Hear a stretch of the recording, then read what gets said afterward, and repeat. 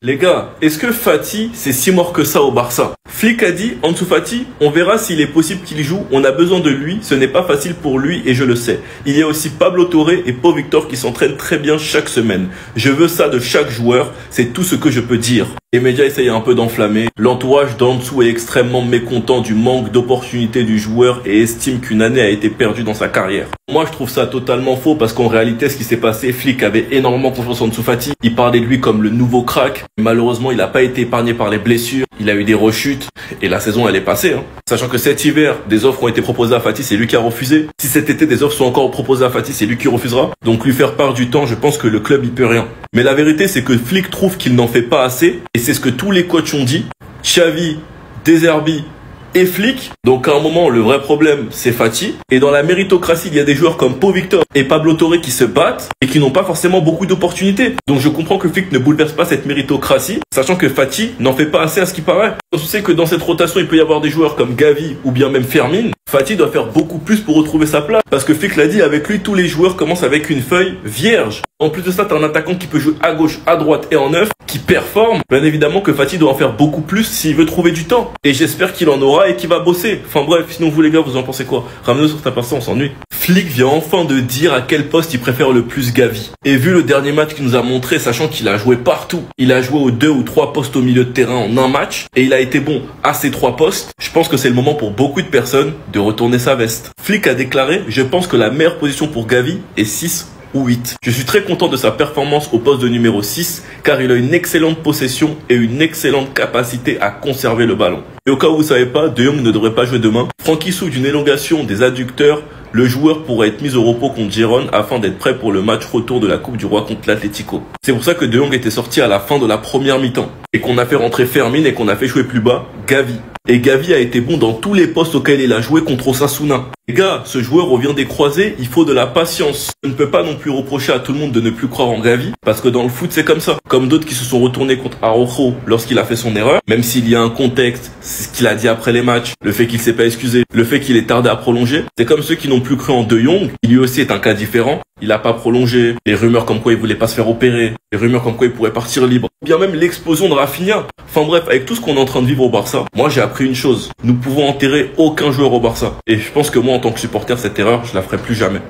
Enfin bref, sinon vous les gars, vous en pensez quoi? Ramenez-vous sur Snap, on s'ennuie. Alors là, l'info que je vais vous donner, vous allez pas y croire, vous allez littéralement pas y croire. On s'est tous demandé pourquoi Pablo Torre, avec l'énorme talent qu'il a, n'avait pas beaucoup de minutes, pourquoi Hansi Flick ne le faisait pas entrer plus souvent, n'est-ce pas? On savait déjà que sportivement n'était pas le problème, parce que le gars, franchement, à chaque fois qu'on lui donne sa chance et qu'on lui donne des minutes, il nous régale. Avant-hier encore face à Osasuna, il nous a fait une très bonne entrée. Mais la vraie raison pour laquelle il n'est pas beaucoup titulaire va vraiment vous surprendre. On se souvient qu'en 2022, il a rejoint le Barça pour 5 millions d'euros en provenance du Racing Santander. Il a signé un contrat avec le Barça jusqu'en 2026. Sauf que dans son contrat, il y a une clause. Et cette clause-là, c'est elle qui est peut-être la cause de son manque de temps de jeu. Comme je l'ai dit, le Barça l'a signé pour 5 millions d'euros. Mais dans le contrat, il y a des variables pouvant atteindre 15 millions d'euros. Et c'est ça qui va nous intéresser. Parmi ces variables, le Barça s'engage à verser 1 million d'euros au Racing chaque fois que Pablo Torre dispute 10 matchs officiels d'au moins 45 minutes. Petit calcul rapide, même si tu es nul en maths, 1 million d'euros là, s'il a fait ça au moins 15 fois, ça fait combien? 15 millions d'euros. Et dites-vous que le match qu'il a joué hier, ça faisait le 10e match où il a joué au moins 45 minutes. Ce qui veut dire que le Barça va payer 1 million d'euros. Comment le Barça a pu accepter cette clause? Comment ils ont pu accepter ça? C'est pas possible. Le gars, c'est vrai, il est talentueux, il est incroyablement bon.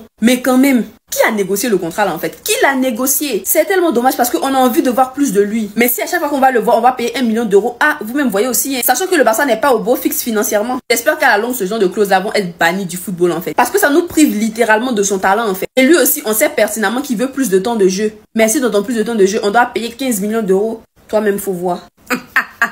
En tout cas, dites-moi ce que vous en pensez. Moi, je suis choquée. Les gars, je suis en train de voir un débat sur Twitter et j'ai vu aussi des créateurs de contenu en parler. Pedri est le meilleur joueur du monde, c'est un fait. Mais à ce stade de la saison, vous voulez vraiment tomber dans ce piège et commencer à lâcher Rafinha, à le décrédibiliser? Pourquoi? Parce qu'il a manqué de respect à la nation de votre GOAT, le meilleur joueur de tous les temps, Léo Messi. Vous supportez le Barça ou vous supportez Messi, les gars? Messi n'était même pas sur le terrain. Qu'est-ce qu'on en a à faire de l'Argentine, les gars? S'il manque de respect à l'Argentine et que Messi est sur le terrain, là, je peux comprendre. Mais il était même pas sur le terrain. Vous savez très bien la rivalité qu'il y a entre le Brésil et l'Argentine. C'est comme si vous reprochiez à un joueur du Barça de cracher sur le Real et malheureusement de ne pas assumer et de perdre. C'est la même chose. Il y a une rivalité entre ces deux clubs, tout comme il y a une rivalité entre ces deux pays. Mais malheureusement, vous n'enlèverez jamais à Rafinha ce qu'il est en train de faire. Meilleur buteur de la Ligue des Champions. Et dans l'histoire de la LDC, il devient le meilleur buteur brésilien. On est clairement en train de parler d'un joueur qui nous fait la saison de sa vie, décisif dans tous les grands matchs du Barça. Je sais bien que Pedri aussi, c'est le meilleur joueur de notre club, mais beaucoup moins récompensé parce qu'il stade pas. Mais ce qui est beau, c'est qu'il finit quand même homme du match, que ce soit en Ligue des Champions ou bien même en Liga. Pedri est juste en train de prouver au monde entier que les Barcelonais ont raison depuis le départ, que le football ce ne sont pas que des stats et qu'il ne faut pas regarder le nombre de GA d'un milieu pour dire qu'il est meilleur que l'autre. De toute façon les gars, on verra ce qui se passera d'ici la fin de saison. Mais je trouve ça triste que beaucoup de personnes tournent leur veste à cause du match contre l'Argentine. Enfin bref, sinon vous les gars, vous en pensez quoi? Ramenez-vous sur cette impatience en une. La culture de l'instant. Moi je trouve que c'est un mot maintenant dans le foot qui est archi banalisé et qui est utilisé n'importe comment. Quand je vois des fans de foot, bien évidemment, qui ne supportent pas le Barça, venir dire de Pedri que c'est la culture de l'instant, que le mettre au niveau du meilleur milieu du monde, c'est de la culture de l'instant juste à cause de cette saison. Personnellement, moi les gars, ça me fait mal aux yeux. Parce que j'ai l'impression que vous oubliez les gars qu'on parle quand même d'un golden boy. On parle d'un joueur qui depuis qu'il est au Barça est vu comme un crack et comme l'un des meilleurs. On parle d'un joueur qui est comparé à Iniesta. Même Iniesta lui-même le dit, quand il le regarde jouer, il voit des similitudes. Et des coachs aussi en parlent. Pour moi, la vraie culture de l'instant, c'est d'avoir enterré des joueurs qui se blessaient souvent. Et là, je m'inclus pour De Jong, je vais pas faire l'hypocrite, vous me connaissez les gars.